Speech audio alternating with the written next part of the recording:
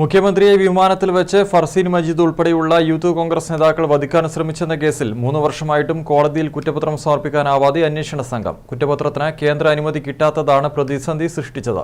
Civil aviation നിയമം ചുമത്തിയതാണ് കുറ്റപത്രത്തിന് കേന്ദ്ര അനുമതി അനിവാര്യമായത്.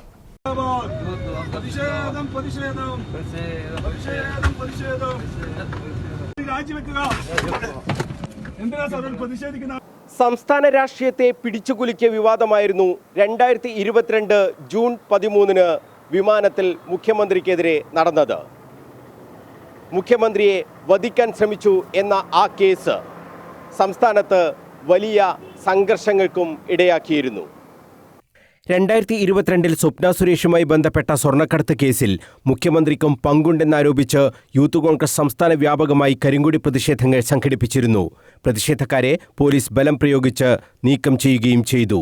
ഭൂമിയിൽ മാത്രമല്ല, വേണ്ടിവന്നാൽ ആകാശത്തും പ്രതിഷേധിക്കുമെന്ന് ഇതിനിടയിൽ യൂത്ത് കോൺഗ്രസ് നേതാക്കൾ പ്രഖ്യാപിക്കുകയും ചെയ്തു.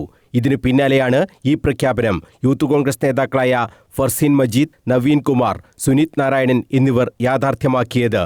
മട്ടന്നൂരിൽ നിന്ന് തിരുവനന്തപുരത്തേക്കുള്ള ഇൻഡിഗോ വിമാനത്തിൽ യാത്ര ചെയ്യുകയായിരുന്ന മുഖ്യമന്ത്രിക്ക് നേരെ ഫർസീൻ മജീദിന്റെ നേതൃത്വത്തിൽ കരിങ്കൊടി കാട്ടി മുദ്രാവാക്യം വിളിച്ചു. വിമാനത്തിൽ ഉണ്ടായിരുന്ന LDF കൺവീനർ EP ജയരാജൻ ഇവരെ വിമാനത്തിൽ തള്ളിയിടുകയും ചെയ്തു. ഇതിന്റെയെല്ലാം ദൃശ്യങ്ങൾ പുറത്തുവന്നതോടെ ഇത് വൻ വിവാദമായി മാറി.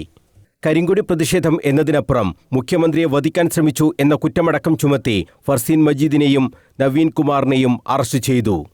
സിവിൽ ഏവിയേഷൻ നിയമം കൂടി ചേർത്താൽ പ്രതി ചേർക്കപ്പെട്ടവർക്ക് കടുത്ത ശിക്ഷ തന്നെ ലഭിക്കുമെന്ന നിയമോപദേശം അന്വേഷണ സംഘത്തിന് ലഭിച്ചു.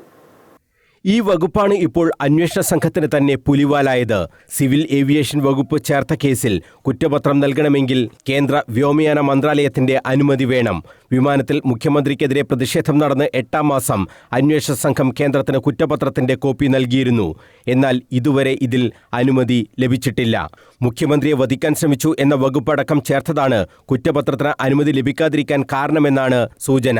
വിമാനത്തിൽ ഒരു മുട്ടുസൂചി പോലും കടത്താൻ കഴിയില്ല എന്നിരിക്കെ മുഖ്യമന്ത്രിയെ വധിക്കാൻ ശ്രമിച്ചു എന്ന് കുറ്റപത്രത്തിൽ പറയുന്നത് സിവിൽ ഏവിയേഷൻ വകുപ്പിനെയും അത്ഭുതപ്പെടുത്തിയിരുന്നു.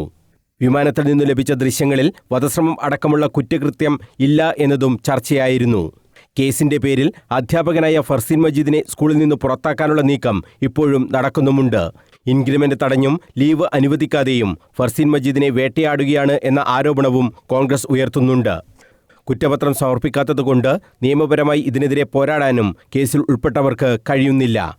മുൻ MLA S ശബരിനാഥിനെതിരെ ഗൂഢാലോചന കുറ്റവും കേസിൽ ഉൾപ്പെടുത്തിയിട്ടുണ്ട്. പ്രതി ചേർക്കപ്പെട്ടവരുടെ പാസ്പോർട്ടും തടഞ്ഞുവെച്ചിരിക്കുകയാണ്. 3 വർഷമായിട്ടും ഈ കേസിൽ കുറ്റപത്രം സമർപ്പിക്കാൻ കഴിയാത്തത് അന്വേഷണ സംഘത്തിന് തന്നെ നാണക്കേടായി. ഈ കേസിന്റെ ഭാവി തന്നെ ചോദ്യം ചെയ്യപ്പെടുന്നതാണ് ഈ അനിശ്ചിതത്വം. കണ്ണൂരിൽ നിന്നും ക്യാമറമാൻ ബിജു അഴീക്കോടിനൊപ്പം മനോജ് മയ്യിൽ, കണ്ണൂർ വിഷൻ.